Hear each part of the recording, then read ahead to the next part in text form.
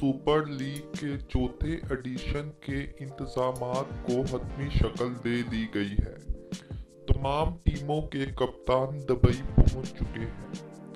P S L 4 کی trophy کی تقریب رونمائی متحدہ عرب امارات کے دبئی اسٹیڈیم میں منعقد ہوئی، جس میں chairman Pakistan cricket board Ehsan Mani, managing director P C B Wasim Khan اور تمام فرنچائز مالکان شریک ہوئے۔ اس موقع پر chairman P C be Ehsan Mani نے کہا کہ پاکستان سپر لیگ کا اب تک کا سفر شاندار ہے۔